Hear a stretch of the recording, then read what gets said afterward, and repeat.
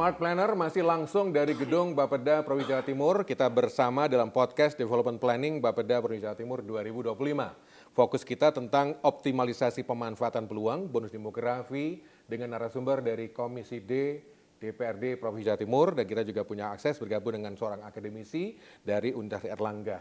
Tadi kita sudah ngomong permukaan, tapi sekarang semakin dalam lagi dengan perkembangan teknologi. Tadi kan sempat disentil bahwa di zaman saya itu masih mikirin Pentium 1, 2, 3, tapi sekarang sudah ada iCore, itu secara fisik. Tapi secara teknologi sekarang sudah muncul AI. AI gitu ya, saya nggak tahu singkatan yang pantas untuk Indonesia apa ya, AI, bukan AI pasar atom ya, bukan. Tapi Artificial Intelligence, Pak Yok bisa memberikan tanggapan. Karena AI ini dianggap sebagai sebuah peluang, tapi juga satu sisi ancaman ini. Bisa banyak profesi tergantikan ini. Pripun Pak menyikapinya ya? Ya, kami ini masih beruntung Pak, dilahirkan pada tahun 60-an. Sehingga bisa mengikuti semua tahapan-tahapan kehidupan. Mulai dari yang main masih main lokalan, dakon, sepeda iya, terus gitu, sampai sekarang bisa mengikuti zaman. Meskipun terseret-seret, ngikutinya ilmu teknologi terseret. Bukan keperluan modal Pak ya? Iya. Tapi ilmu yang didapat, yang kita dapat ini, yang sudah umur begini, karena semua ilmu yang didapat mulai dari SD itu ada gurunya. Sekarang kan ilmu yang didapat tidak ada gurunya. Tidak ada gurunya.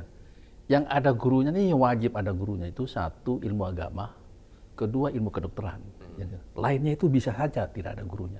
Mereka itu bisa ngambil aja di mana-mana anunya. Bisa langsung download dan sebagainya. Tapi kalau agama harus ada gurunya, kedokteran itu harus ada gurunya. Nah, kami semua ilmu Pancasila semua itu ada gurunya semua. Sehingga apa yang didapat itu melekat sampai sekarang. Nah, untuk ke AI itu ya kita belajar Mas. Saya ini belajar kepada anak, kepada teman-teman. Tahunya cuma yang ngikuti itu aja. Nah, kalau AI itu, saya pakai Indonesianya aja. Kita tidak ditangkap dengan baik, bisa jadi bumerang. Karena bisa saja kita seperti ini ngomong, bisa dirubah omongan kita. Sekarang teknologi seperti itu. Contohnya mungkin kemarin Menteri Keuangan itu, kan itu kan pakai AI. Kasihan juga seperti itu. Soal guru ya? Soal guru. Ya. Yang nggak ada jadi ada, yang nggak ngomong jadi muni. Gitu. Pak Aris, saya bagaimana Pak? Kan namanya ya, kolaborasi dari pemerintah dan juga parlemen itu harus solid, khususnya untuk menjembatani kebutuhan tenaga kerja atau SDM yang mumpuni sesuai dengan perkembangan teknologinya. Seperti apa ya? Tadi saya sudah sedikit sentil ya Mas Aiman, bahwa kita di legislatif memang harus bahu-membahu dengan pemerintah daerah dalam hal satu, selain peningkatan infrastruktur memang ada peningkatan SDM. Nah, kenapa seperti itu? Adanya kemungkinan-kemungkinan anak muda menyalahgunakan sesuatu yang memang pada prinsipnya memang harus kita lakukan kayak gitu. Kalau berbicara soal perkembangan teknologi, kita memang harus mengikuti itu. Kalau kita tidak mengikuti, justru kita yang tertinggal. Tetapi dalam hal ini, bagaimana legislatif juga mendorong dan pemerintah daerah juga mendorong dengan konsep link and match namanya. Artinya penyatuan konsep kita agar dari legislatif, pemerintah dan anak muda lah. Sasaran kita kan anak muda usia produktif juga bisa merasakan bahwa ini loh pentingnya. Nah, ini kan berhubungan dengan peningkatan SDM itu, Mas Aiman. Jadi yang dibutuhkan pertama adalah pendidikan dan vokasi. Vokasi selain juga bagaimana kita bersama-sama bahu-membahu dengan pemerintah daerah untuk meningkatkan kualitas pendidikan, juga ada vokasi loh. Apa ini vokasi, Mas Aiman? Jadi kita juga menyiapkan era, selain Mas Iman tadi era teknologi lah, teknologi baru lah. Kita juga menyiapkan anak muda untuk siap bekerja di industri baru. Nah, apa pentingnya LINMAT, baik SMK, SMA, dan perguruan tinggi, ini harus selaras. Kayak gitu. Jangan-jangan di daerah Pak Haji Yoyo, dibangunlah industri di sana, industri tembakau lah. Masih ada nyambungnya. Jadi harus ada konsep SMK perguruan tinggi yang siap pada lulusan untuk siap bersaing, siap menduduki di industri tembakau, ya harus kita kelola secara baik. Legislatif hanya mendorong itu semuanya agar ini bisa terjadi. Nah ini, maka bagaimana pertanyaannya, bagaimana bagi lulusan-lulusan di usia produktif yang sudah kadung lulus? Nah, ini pentingnya vokasi Mas Enan. Jadi pemerintah dalam hal ini Bapeda, saya hanya ingin ngasih saran sebenarnya. Ada kurikulum baru sebenarnya yang sudah diterapkan kemarin selama 3 bulan atau 6 bulan untuk menggabungkan atau meremas pendidikan yang biasanya dijalani 4 tahun menjadi 6 bulan. Tujuannya apa? Tujuannya agar ketika dia lulus, dia siap untuk bersaing dengan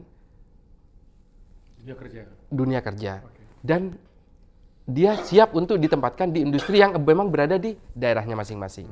Nah, seumpama Mas Aiman sarjana hukum, tetapi di daerah Mas Aiman banyak industri, nah industri ini, mebel apalah, lah dia Mas Iman ikut pendidikan vokasi yang bergerak di bidang itu selama 6 bulan. Jadi vokasi ini adalah singkatan dari pembelajaran kita yang biasa dijalani selama 4 tahun normal, ini bisa dikepres sama kita sampai 6 bulan, sehingga Mas Aiman juga punya skill di bidang yang dibutuhkan oleh beberapa industri yang ada di daerah itu. Seperti itu. Ini penting Bapeda kita dengan legislatif dan Bapeda berkolaborasi dalam hal itu kayak gitu. Karena ini memang salah satunya berkaitan dengan bonus demokrasi. Artinya kata Mas Misteri, kalau bonus demokrasi ini tidak ditangkap sebagai peluang, maka yang terjadi adalah sebaliknya, bencana. Nah, ini yang harus dipersiapkan.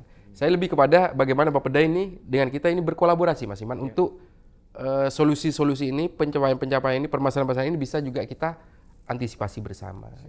Jadi tidak hanya angka lah nanti.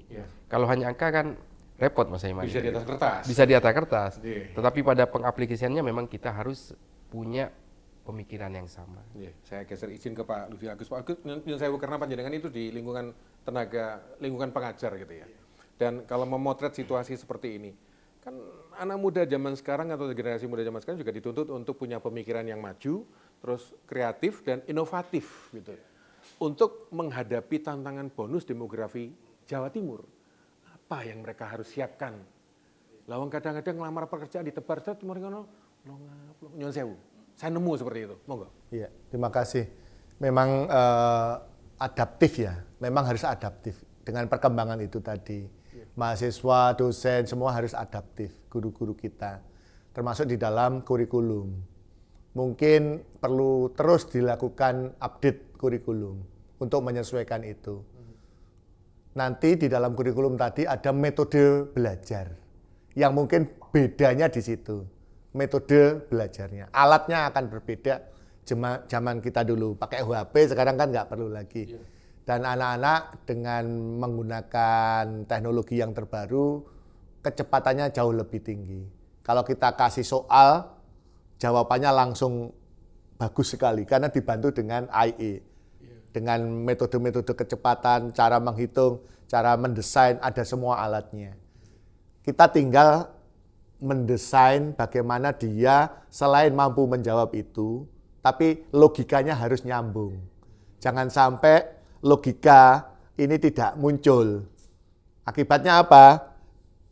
Cara untuk mencapai tujuan tadi meskipun AI cepat, tetapi kita tidak tahu langkah-langkahnya. Makanya langkah-langkah itu perlu guru juga. Jadi secara sistematika seperti ini. Kalau saya kan sehari-hari dosen statistik. Dosen statistik itu ada mengapa rumus ini jadi ini, ada langkah-langkahnya. Begitu pakai software langsung 1 menit selesai. Tapi hitung-hitungan bisa berjam-jam. Tapi dua-duanya harus dipahami agar logika muncul kan itu ya. Nah, itu di situ. Nah, bagaimana cara mengantisipasinya, menghadapinya? Sebenarnya tidak hanya kampus kan itu ya. Kampus juga pasti harus berubah dengan pelajaran-pelajaran vokasi, pelajaran teknologi, dengan apa itu harus. Tetapi yang lebih penting yang sudah terlanjur lulus kan itu ya. Berarti apa? Harus ditangkap dengan pelatihan-pelatihan yang berbasis kompetensi. Jadi pekerjaan-pekerjaan, pelatihan-pelatihan yang dulunya seperti menjahit, pelatihan mengemas, pelatihan berhitung itu ya, mungkin diganti sedikit dikurangi menjadi pelatihan-pelatihan yang sangat dibutuhkan di era saat ini dan ke depan. Pelatihan apa misalnya Coding misalnya.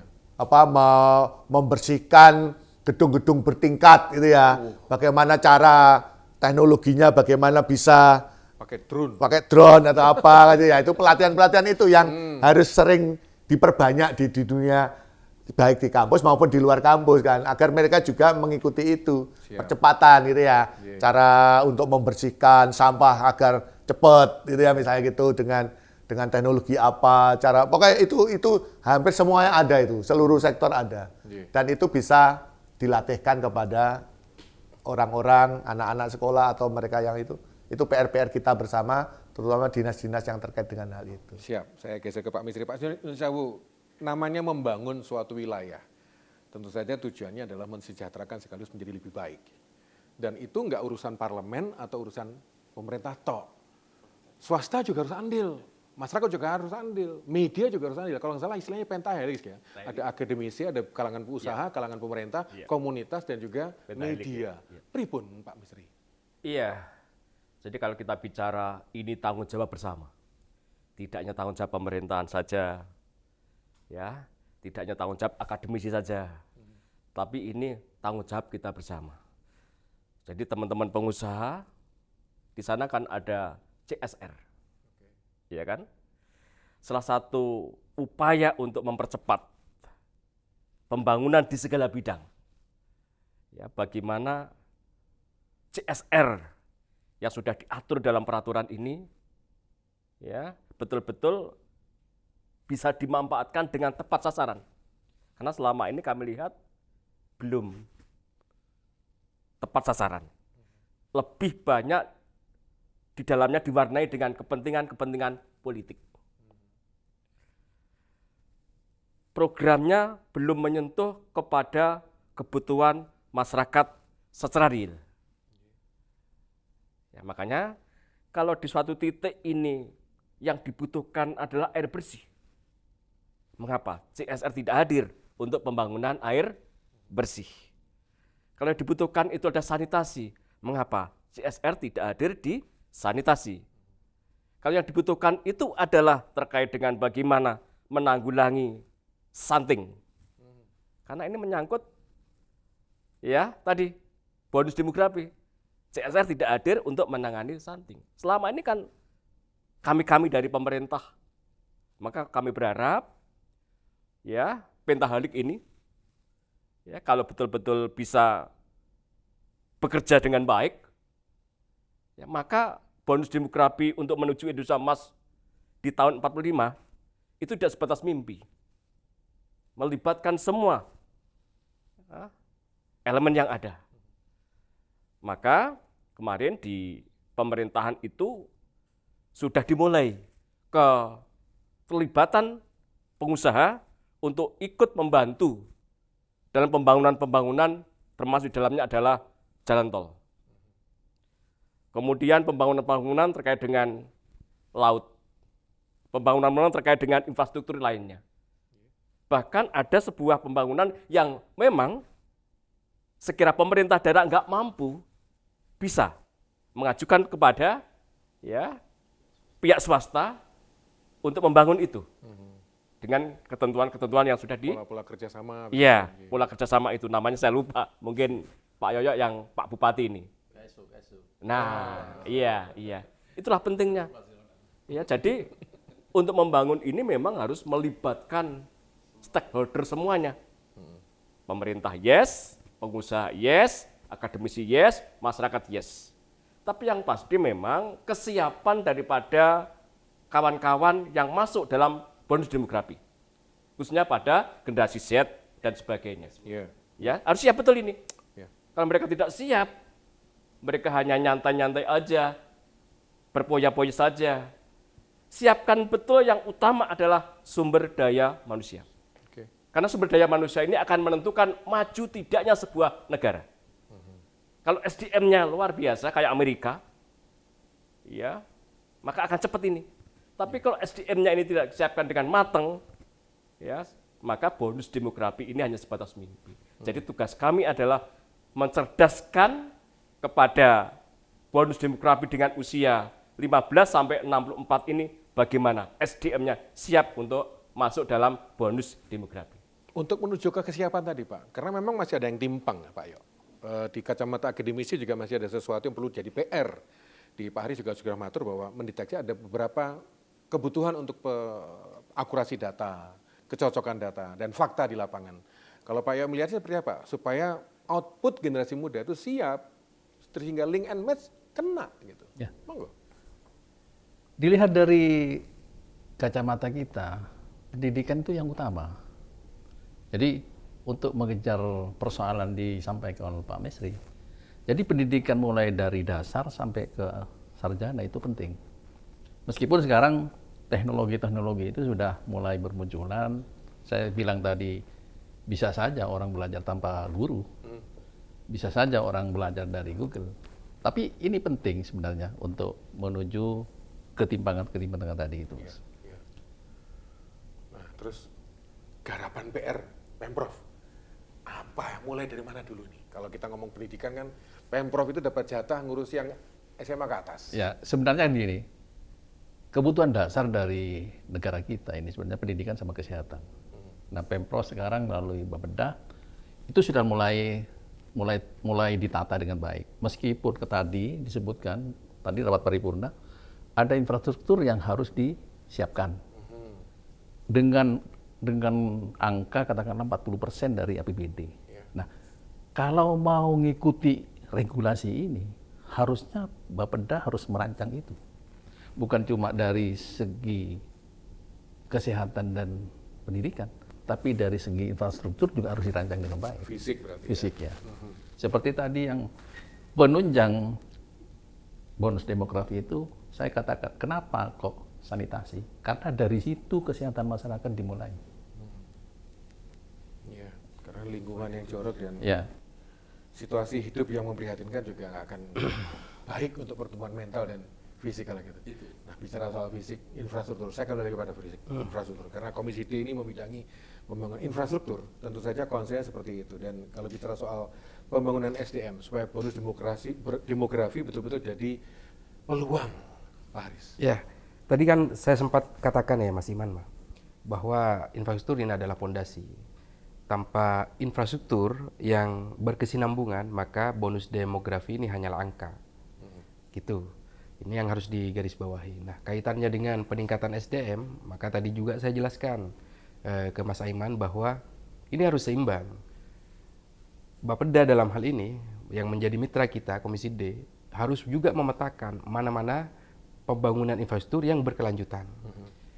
Mana jalan yang tembus ke puskesmas, jalan yang ke industri. Ini kenapa? Karena sekarang pengiriman logistik berkaitan dengan penyerapan usaha-usaha anak muda, salah satunya Humada lah, kayak gitu. UMKM. Artinya yang sering kita rasakan saat ini adalah biaya pengiriman yang terlalu tinggi.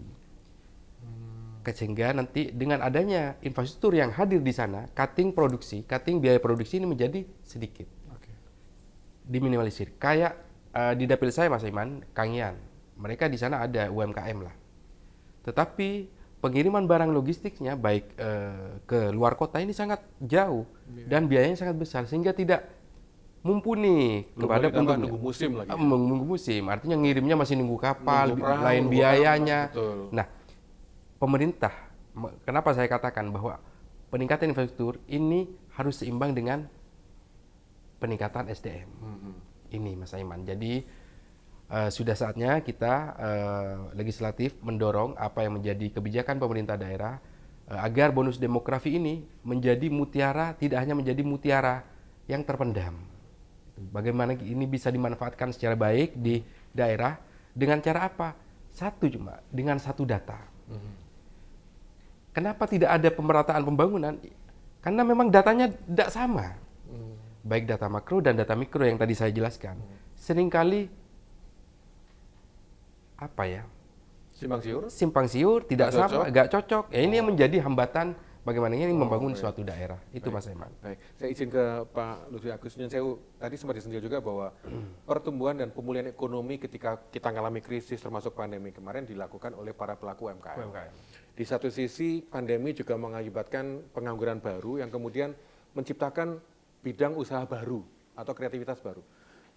Seperti apa Pak Lutfi memotretnya kebutuhan kita di Jawa Timur, khususnya sektor UMKM untuk menciptakan lapangan kerja sekaligus mengurangi pengangguran? Monggo Pak Lutfi. Pripun ya? Ya, sebenarnya UMKM kita itu bisa sangat berkembang apabila mengikuti yang saya tadi sebutkan. Perkembangan teknologi itu sangat membantu. Kalau dulu itu, kalau kita mencari lahan itu cari lahan yang di tepi jalan, dekat lampu merah, yang gampang dilihat orang. Sekarang ini ditambah lagi. Mana mereka yang menguasai teknologi, mereka nggak perlu mencari tanah di tepi jalan, di gang-gang yang sempit pun bisa dengan mudah untuk meningkatkan omsetnya kan itu ya. Membuka dari media sosial yang begitu itu akhirnya dicari ya. Mereka di pelosok-pelosok dicari. Betul yang dikatakan. Begitu kita dibantu dengan teknologi, UMKM akan berkembang apabila ada sentuhan dari teknologi. Tapi sekarang identifikasi pelaku UKM apakah link dengan teknologi atau enggak, atau masih manual kan itu pertanyaannya. Apabila UKM masih manual, berarti harus kita bantu teknologinya, pemasarannya, percepatannya gitu, atau endorse-nya kan itu ya, itu percepatan. Tapi kalau UMKM yang sudah ke situ cepat, makanya anak-anak yang itu coba jualannya bisa lancar, buat apa lancar, usaha jasanya lancar gitu. Tapi yang UMKM berarti apa? Identifikasi pelaku UMKM, apakah menguasai teknologi atau tidak. Kalau enggak, berarti kita harus memperkuat itu. Saran mungkin Pak Agus, mungkin untuk dari kacamata akademisi, ada saran mungkin. Ini sekaligus remarks nih Pak. Oh ya, iya. Oke. Berarti udah apa? di penghujung ini kita. Nah, betul tadi. Jadi pelatihan-pelatihan tetap harus berbasis kompetensi. Nomor 2, yang usaha-usaha padat karya tetap dilakukan karena ada jembatan tadi itu ya. Harus ada jembatan. Mereka kan perlu banyak waktu untuk apa ya? Mereka yang tersisih dari teknologi kan banyak juga. Yang tidak tersisih dari teknologi harus dibantu kan itu ya, harus dibantu. Bisa padat karya, bisa pengembangan teknologi kalau dia mampu produksi. Produksi tapi belum bisa menjual harus kita bantu kan itu. Itu dari sudut itu. Dan infrastruktur yang tadi ternyata itu sangat membantu. Kalau bisa produksi tetapi tidak bisa menjualnya karena faktor infrastruktur, ya berarti kan sama saja kan itu harus sama-sama. Berarti nanti dinas terkaitnya adalah bisa diidentifikasi itu pelakunya, terus perindaknya, UMKM-nya, IT-nya, itu bersama-sama juga. Nah kampus juga pasti menyiapkan itu, maksudnya perkembangan teknologi dengan tool alatnya maupun kurikulumnya sendiri itu harus selaras juga yang berbasis entrepreneurship. Saya izin ke Pak Menteri. Pak Menteri sekaligus ini closing remark dari panjenengan, monggo Pak. Iya, semua yang kita diskusikan ini terkait dengan bonus demografi, perencanaannya harus tepat. Tapi penganggarannya pun harus adil dan berkelanjutan. Nggak bisa parsial. Tahun ini ternyata 2006 stop, dan seterusnya. Hanya kendalanya terkait dengan penganggaran ini ada beda jauh kemampuan fiskal antara pemerintah daerah kabupaten kota dengan pemerintah provinsi.